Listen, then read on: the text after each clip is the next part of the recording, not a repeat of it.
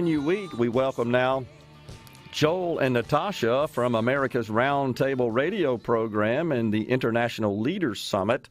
Joel, Natasha, good to see you guys. We've been paying attention to the events unfolding in Gaza, and it looks like Israel is poised to launch a ground invasion. And I actually thought, and as did many, that would occur over the weekend, but thus far hasn't really gone into full swing. What's the latest? Yes, indeed. In fact, just a few minutes ago, we just heard sirens in both Jerusalem and Tel Aviv. The Israeli Knesset, which is meeting right now, actually had to rush to the bomb shelters. And so the onslaught of these attacks from the Hamas is still ongoing. There is no military in the world that gives its enemy time to actually move out civilian population. So Israel is taking every measure possible to allow the Gazans to get down to the south while the Hamas is blocking their way, and even creating incidents like even exploding a detonative device that actually blocked people from going. So, here we are seeing 1,400 Israelis killed. There is 199 hostages still in the Gaza area. And 29 of them are Americans that were killed. So Israel is using all its efforts to making sure that they safeguard the civilian population. But we will see a ground invasion or a ground effort in just in a short period of time. Natasha, there are reports that Hamas is instructing the Gazans to stay put, to not heed the Israeli advice and warnings to get out. It's indicating that Israel, I should say, is about to unleash its firepower to retaliate. But it just looks like they're more interested in their ideology than they are protecting human life. Right. I mean, Hamas is known to use civil population as a human shield. It has been reported in the past. So they are a terrorist organization that is very coward. Actually, they are not putting their lives online, but they are hiding in tunnels while placing civilian population in the headquarters, like putting a headquarter right under the hospital building. So they are known to be, meaning not really protecting, not protecting civilian population, but the civilian population in Gaza under Hamas government is actually suffering. So it's in everyone's interest to get rid of Hamas. Hamas is known as a terrorist organization, not just in the US, but in Europe as well. And it's directly financed and trained and backed by Iran, done via Qatar. So what we're learning these recent days, I mean, that has been known for a longer time, but now it's more in the media, that the masterminds of Hamas attacks are sitting in Qatar.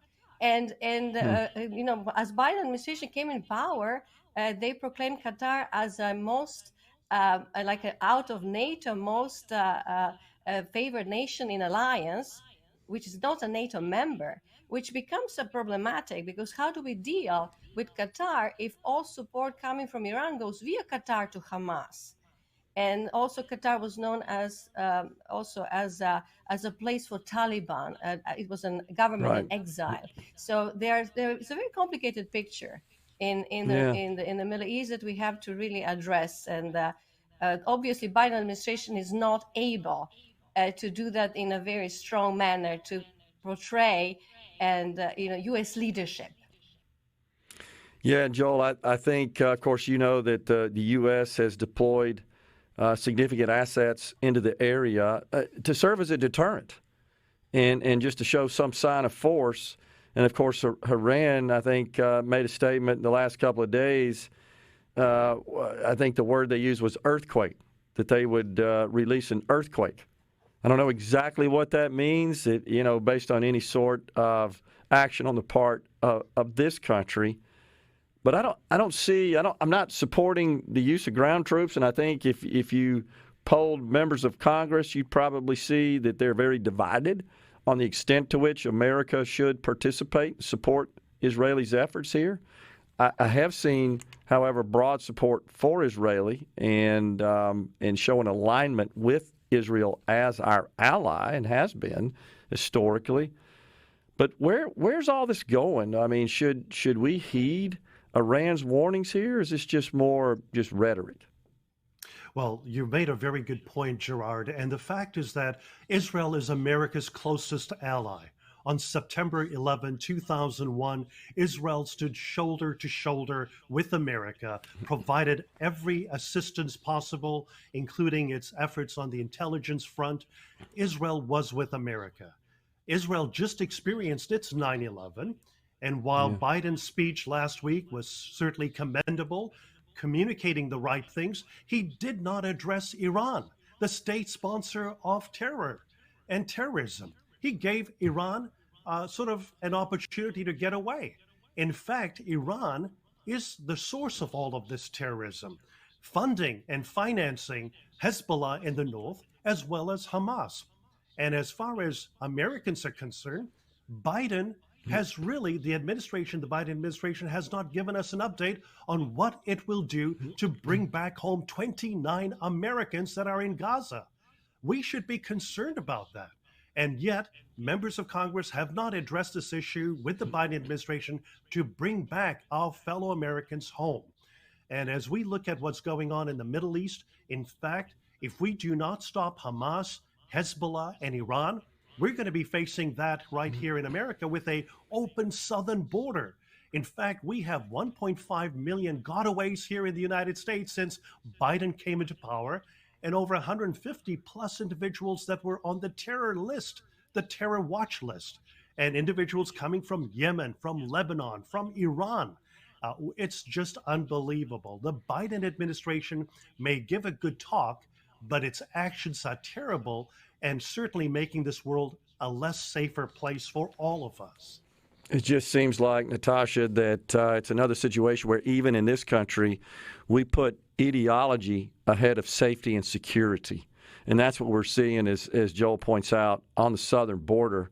And I just pray that there's no bad guys that are crossing over, but I fear that they're plotting some sort of catastrophic attack right here on American soil that could mirror what we saw on 9/11. I pray that's not the case. But the other thing that bothers me is you got to have money to perpetrate these sort of attacks.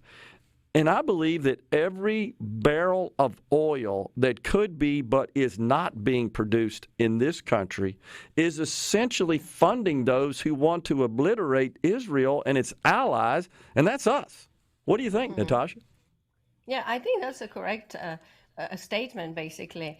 We are, we voluntarily stopped producing more oil with the Biden administration. So this is all these reversal policies on economic front domestically and the foreign policy emboldening our enemies, basically emboldening Iran, emboldening Afghanistan, emboldening Russia.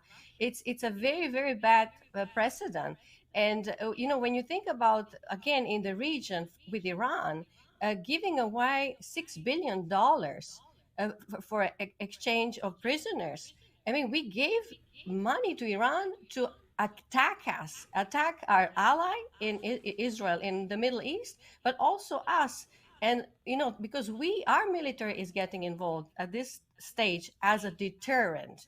But right. as we said, Iran actually is a main culprit for the whole Middle East, funding Hezbollah in Lebanon, Hamas in the Gaza Strip, Houthis in Yemen, and actually threatening with Islamic Revolutionary Guard Corps, which is their military arm involved in internationally helping these terrorist groups, that they're going to come with land troops through Syria to attack Israel if something happens to Iran. So meaning their threats, we have to take them seriously because they always delivered on their promises. So we don't They've made it doubt very them. clear. They've made it very clear their goal is to exterminate Israel and the Jews. They don't want them to exist on the planet. And they are brainwashing children into that same viewpoint, which is just crazy when you think about it. They're small Satan and we are large Satan in their words. Right. Totally agree. Joel, Natasha, thanks so much for coming on Middays. Really appreciate it. I'm sure we'll be talking to you soon as we track these horrific events happening in Gaza. Thanks for coming on. Appreciate it. Thank you, Gerard. Thank you so much.